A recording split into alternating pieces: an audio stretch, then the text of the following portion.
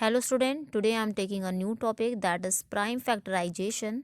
Number का factorisation करेंगे by using factor tree method. So let's begin this. Students, as you all know कि मैं आपको tree method का यूज़ करके फैक्टराइजेशन करना सिखाऊंगी। तो ये आपका एक नंबर है 16, जिसका आपको क्या करना है, जिसको आपको फैक्टराइज करना है। तो स्टूडेंट, फैक्टराइज करते कैसे हैं? आपको 16 को 2 नंबर्स में ब्रेक करना होगा। मीन्स जिस 2 नंबर से ये मिलकर बने होंगे। तो आप क्या करेंगे, यहाँ पे अगर मैं चाहूँ तो इसे लिख सकती हूँ 2 इंटू 8 लिख सकती हूँ ना इसे 2 इंटू 8, क्योंकि 8 टू जा क्या आ जाएगा 16। अब आप नेक्स्ट इसे ब्रेक करेंगे। इसे क्या लिख सकते हैं 2 इंटू 4 कर सकते हैं ना, क्योंकि 4 टू जा 8 मिल जाता है आपको।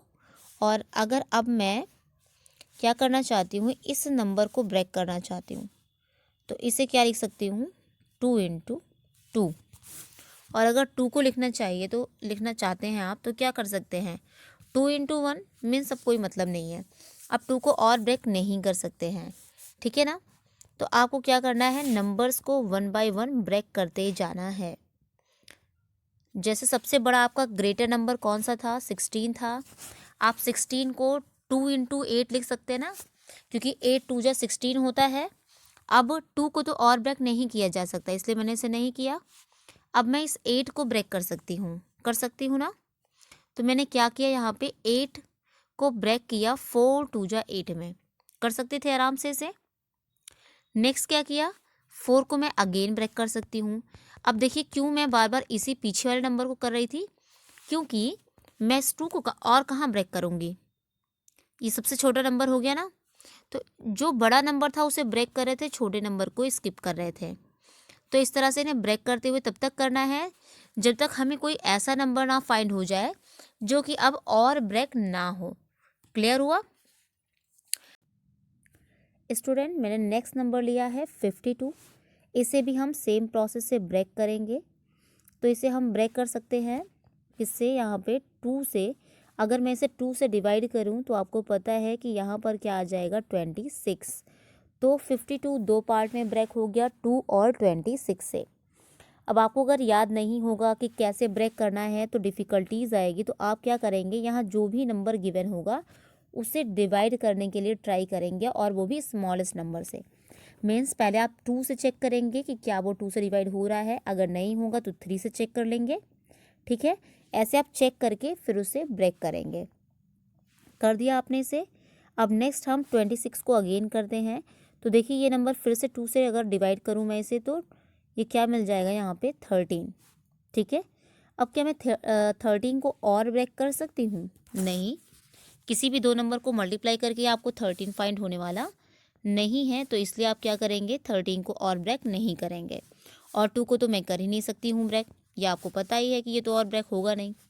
तो इस तरह से ये क्या हो गया, आपका फैक्टर हो गया, ठीक है।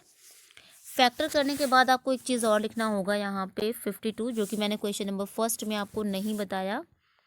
तो क्वेश्चन नंबर फर्स्ट में भी आप सेम प्रोसेस कर लेंगे। तो यहाँ पे जितने फैक्टर हुए हैं आप इन सारे फैक्टर्स को यहाँ पर राइट कर देंगे, ठीक है। इसे नीचे राइट कर देती हूँ। जितने भी फैक्टर हुए हैं इन सारे फैक्टर को आप राइट कर देंगे। मैं एक पॉइंट आपको ये बताई नहीं थी, तो मे बी आप लोग कंफ्यूज हो रहे होंगे। क्वेश्चन नंबर फर्स्ट में भी आपको सेम वर्क करना था, ठीक है स्टूडेंट। अब मैं यहाँ पे एक और एग्जांपल लेती हूँ, जैसे कि 28। सेम वर्क करेंगे। आप क्या करेंगे, इसे 2 पार्ट्स में डिवाइड करेंगे। तो अगर मैं इसे 2 से डिवाइड करूँ तो मुझे यहाँ पे 14 मिल जाएगा। मैं अगेन अगर 14 को डिवाइड करूँ तो 2 इंटू 7 में कर सकती हूँ, और 7 अब और डिवाइड नहीं होगा। तो अगर इनके फैक्टर राइट करने हुए तो क्या क्या हो गए। तो कंफ्यूज मत होइएगा, पहले किसे लिखना है बाद में किसे लिखना है। आप किसी भी नंबर को पहले या बाद में लिख सकते हैं। नंबर को राइट करने के लिए कोई रूल नहीं है कि आपको किसे पहले लिखना है किसे बाद में लिखना है। तो हम लोग अक्सर ट्राई करते हैं कि छोटे नंबर को पहले लिखें और बड़े नंबर को बाद में। तो आप फैक्टर किसी भी तरह से लिख सकते हैं। यहाँ पर जितने भी नंबर होंगे उन सारे नंबर को आप यहाँ पर लिख सकते हैं किसी भी ऑर्डर में, किसी को भी पहले लिख सकते हैं और किसी को भी बाद में। तो ये इसका सॉल्यूशन हुआ। क्वेश्चन नंबर फर्स्ट में मैंने ये पॉइंट नहीं राइट किया था, तो आप उसे ज़रूर राइट कर लेंगे। ठीक है, चलिए कुछ और एग्जाम्पल देख लेते हैं इसके। स्टूडेंट, मैंने यहाँ पे नेक्स्ट नंबर ले लिया है 36।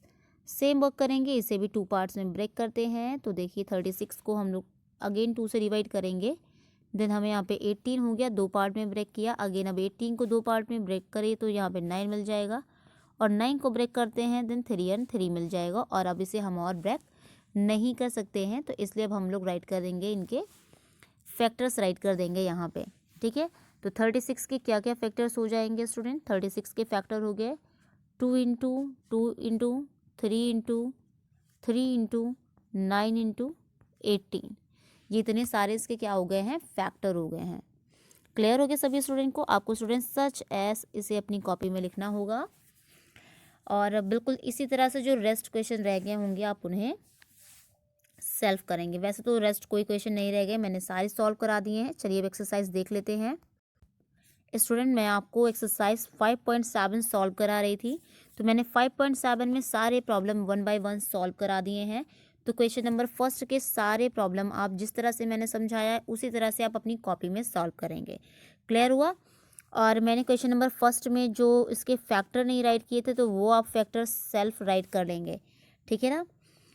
इसके क्वेश्चन नंबर फर्स्ट के सारे फैक्टर राइट करेंगे, सेकंड, थर्ड, फोर्थ जिस तरह से सॉल्व किया है मैंने बिल्कुल उसी तरह से आप अपनी कॉपी में इसे राइट करेंगे। Okay student, notes enough for today, we will